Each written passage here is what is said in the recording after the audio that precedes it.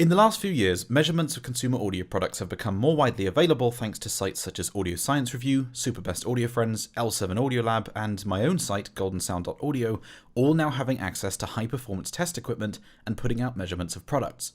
With more and more measurements becoming available, consumers have also come to use measurements as an important deciding factor in what product they should purchase, to the extent that some companies such as Shit Audio have even begun releasing products with completely different design philosophies because at the moment, particularly in the more budget market segment, measurements sell a lot more products than subjective feedback does.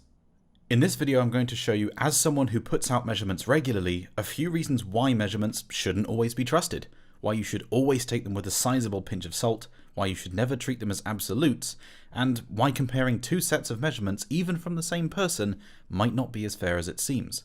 I'm going to show you a few ways in which the person doing the measurements can intentionally or unintentionally alter what measurements show to make a product seem better or worse than the competition, or why measuring things in different but equally valid ways can show very different results.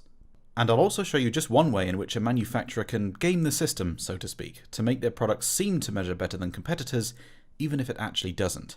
And lastly, I'll show you a couple side effects that are nearly unavoidable when making a product that seeks to maximize Cynad above everything else.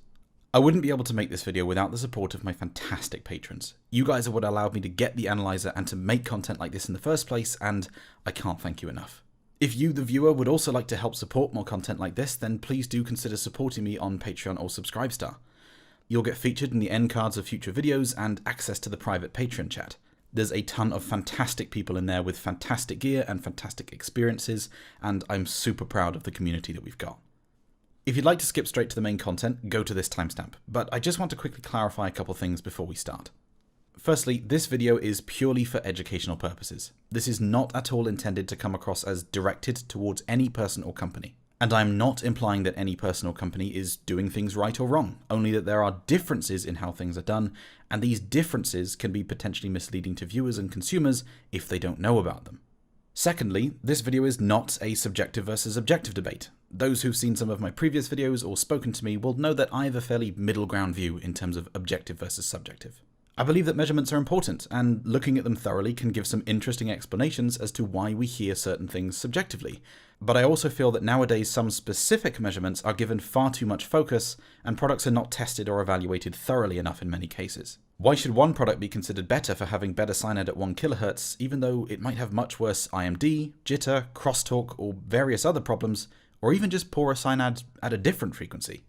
This video is not intended to debate how important measurements in general are, it's just intended to show that measurements can look very different for the same device depending on how it's tested, and that measurements are not always fair and equal and are certainly not absolute. So, let's get started. The first and most important point to discuss is that two sets of measurements of the same device can be different if the analyzer itself isn't configured in the exact same way. So how do you know how the analyzer and test setup is configured?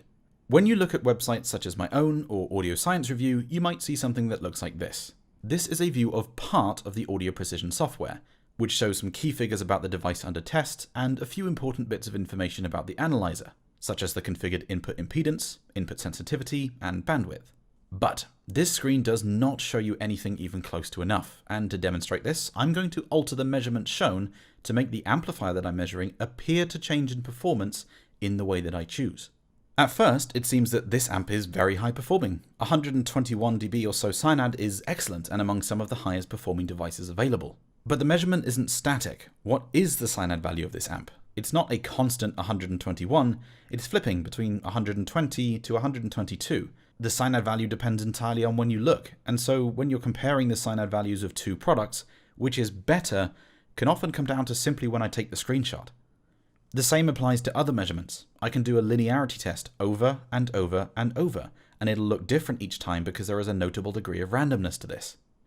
Now this is just all run-to-run variation, and it's an important factor to keep in mind, but the differences here are small.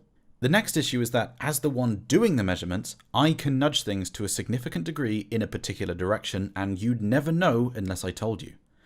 Let's bump up the performance of this amp slightly. Note how nothing here at the bottom has changed, and I've not touched the physical device either. All I've done is change one particular setting on the analyzer. I can even nudge it up again, and now it looks like we have one of the best measuring amps on the planet in our hands. I can also move it the other way, If I reset this setting so that it goes back to where we were, and I change something else, now our performance takes quite a hit, and you can even visibly see that the harmonics have risen notably. I can change yet another setting, and once again, performance drops down, now at a level that compared to a lot of products on the market would be considered somewhat mediocre.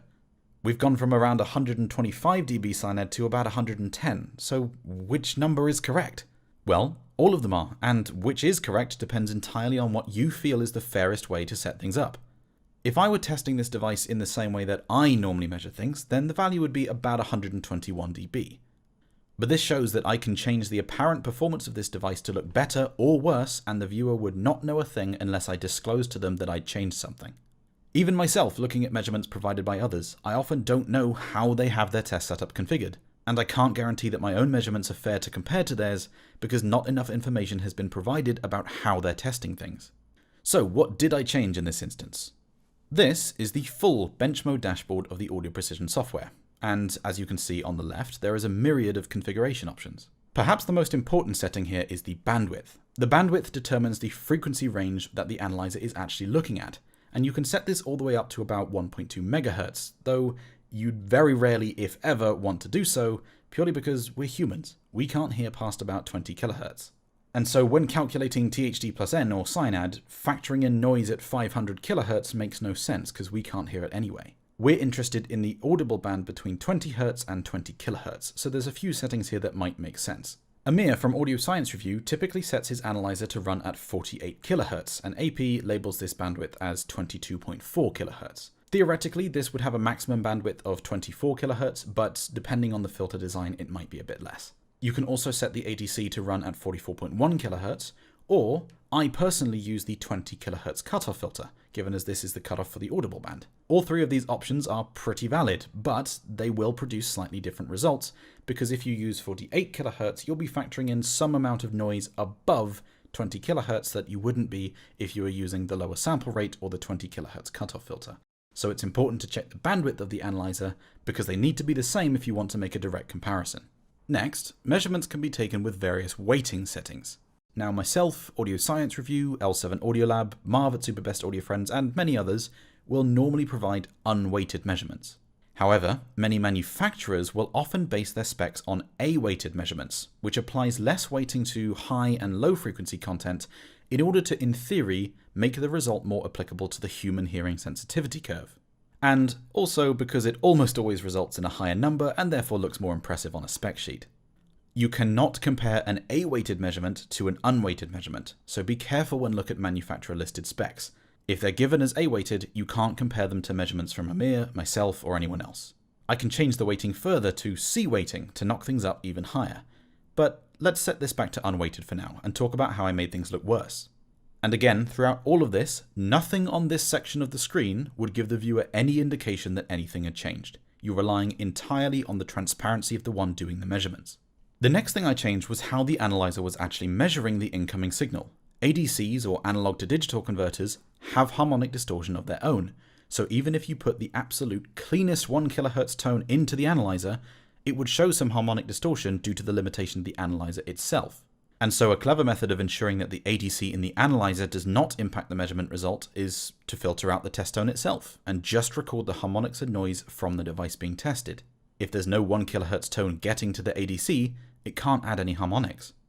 The APx555's high-performance sine analyzer does just this, applying a very steep notch filter at the exact frequency of the test tone to filter it out, meaning the ADCs now see only the remaining harmonics and noise, and they don't add any harmonics of their own because there's no meaningful level of that test tone present. It then measures the full signal on a separate ADC and combines them digitally to provide the view we see in the top right. If I turn this high-performance sine analyzer off, then the ADC's own harmonic distortion adds to the measurement result, and so it appears worse, even though this is not actually the fault of the device we're testing at all. Next, as we're measuring an amplifier, the signal itself is provided by the analyzer, output to the amp, and then back into the analyzer for analysis. Therefore, the analyzer needs to make sure that it's providing as clean a signal as possible, else the measurement will be limited by the analyzer's own performance, not the amp. If you put a bad signal in, you'll get a bad signal out, even on the world's best amp. The APx555 has an analog sine wave generator called the high performance sine generator, which provides an exceptionally low distortion sine wave for testing devices. But it also has an internal DAC for playing back arbitrary waveforms such as noise or multitone tests. If I switch to this DAC converter, the harmonic distortion of the outgoing signal itself is inherently higher than the high performance sine generator, and so our performance drops, again through no fault of the amplifier at all. And lastly, even if all analyzer configuration settings are exactly the same and these figures at the bottom aren't being affected, we can still affect what we see visually in this window up here by changing the FFT settings. Using a higher point FFT will make the noise floor appear lower, even though actually it hasn't changed. This is one reason why you should never use FFT to try and judge the noise floor of a device. These are a few examples of how the person doing the measurements can influence the result either positively or negatively, simply by configuring their analyzer slightly differently, and that without information about the configuration, the viewer would never know. In order to fairly compare measurements, you need to ensure that the analyzer was set up the same, otherwise it could be slightly or completely misleading and unfair. To alleviate this issue, sites like L7 Audiolab provide screenshots of the full dashboard, not just this right-hand section. And this shows most of the important settings so that you can verify his measurements were done fairly and consistently. And on my website, I provide full reports, which are generated by the software after running my measurement sequence. These contain information detailing exactly how the analyzer was configured and how the test parameters were set up for every measurement and every signal path. If you'd like to skip to the part where I tell you about how a manufacturer can influence things, then go to this timestamp. But if you'd like to know a few DAC and amp specific quirks, then watch on. Amps. I've connected a headphone amplifier to the analyzer and I'm playing a 1 kHz test tone. I'm now going to show you that I can change the performance of this amp without touching the analyzer or the amp at all. See how the sine dropped? And we now have additional distortion visible on the FFT as well. If our configuration is the same and the amp hasn't been adjusted, what's happened? Which of these numbers is fair? Well, again, the answer is both. What I changed in this instance was an element of the test setup that is not shown in any screenshot, the dummy load. When testing a headphone amplifier, a dummy load is used to simulate the impedance of a headphone. When I switch from an easier 300 ohm load to a more difficult 32 ohms, the amplifier is required to supply more current, and therefore performance drops. The impedance shown at the bottom right here is the input impedance of the analyzer, not the dummy load, and therefore it doesn't change. Because of this, I could show you measurements of two amplifiers, one of which was clearly better than the other. But unless you know that these are indeed both measured with the same load, it's not fair to compare them at all, and I could make either one look better than the other. Measurements with easier loads will look better than those with more difficult ones. Personally, my way of combating this is simply to provide full reports for various load impedances, so that you can always compare not only fairly, but with whatever load value closest represents your own headphones. Another issue is that it's quite unlikely you're going to be pumping several volts through your headphones. Something like a HiFiMan Aria, which is a moderately hard to drive headphone, needs only 1/4 of a volt to get to 90 dB, and IEMs will often only need in the area of 50 millivolts.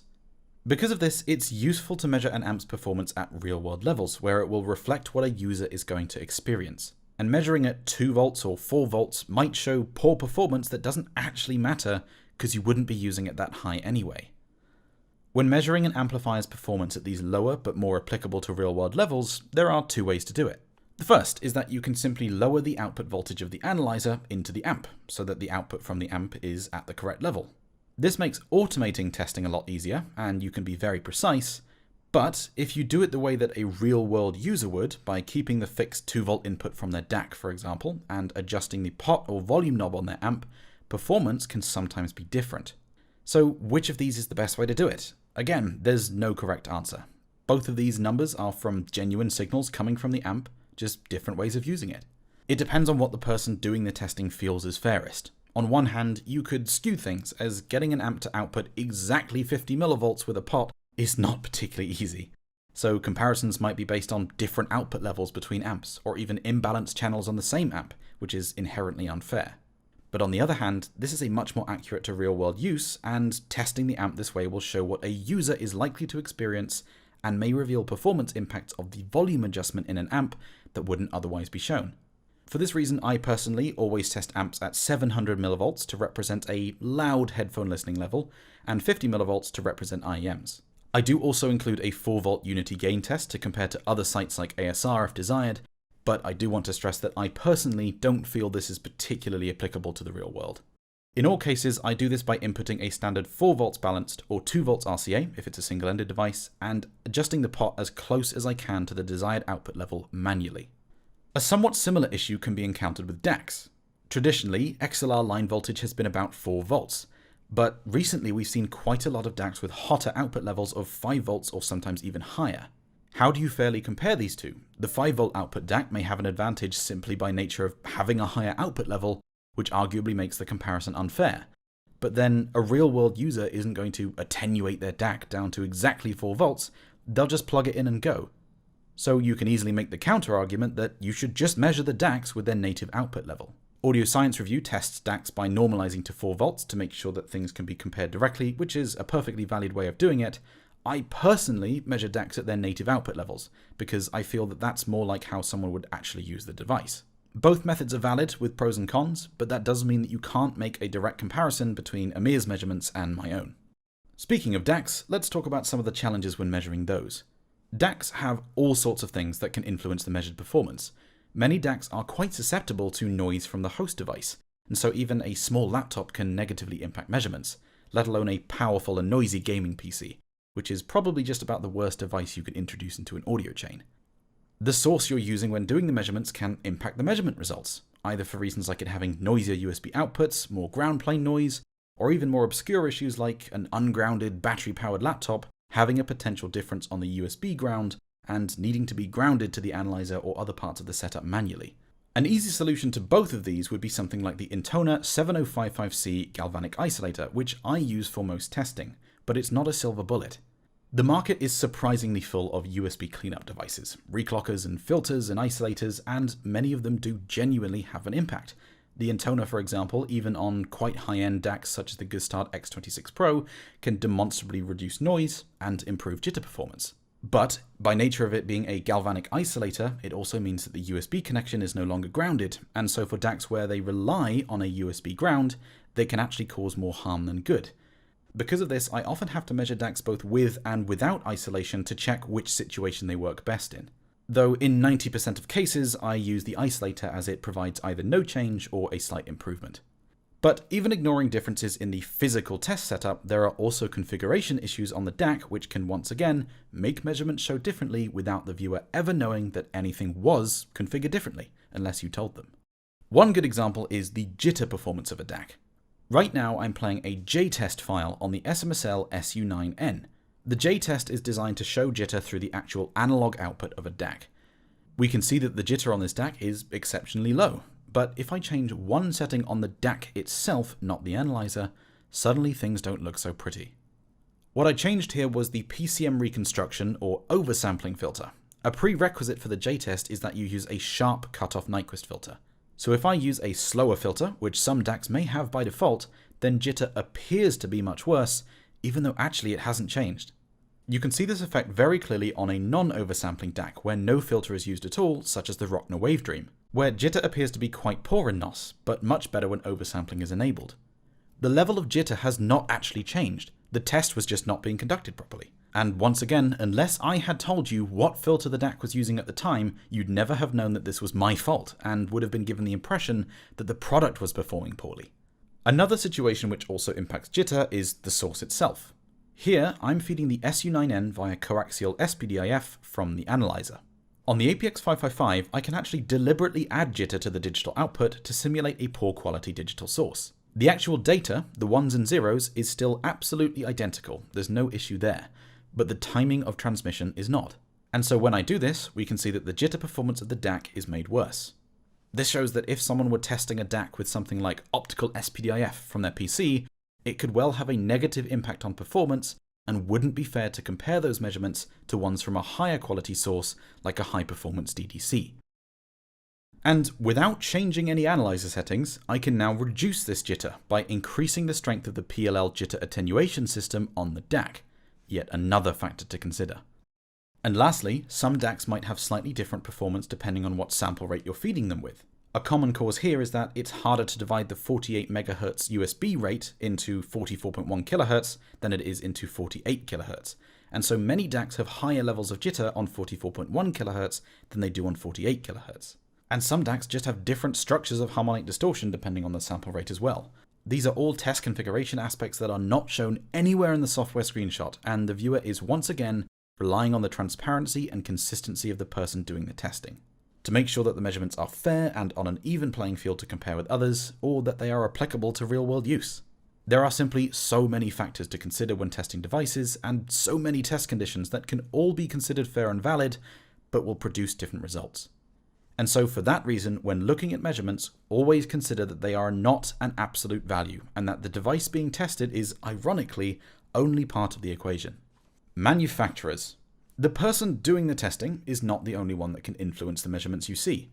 With a good understanding of what tests will be conducted and how the APx555 itself works, a manufacturer can make specific optimizations to give themselves an edge over the competition.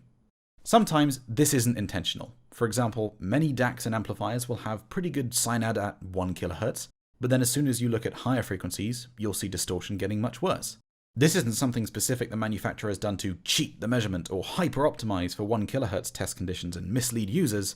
It's just that not all devices have even distortion across all frequencies, and so this in itself is a very important measurement to check.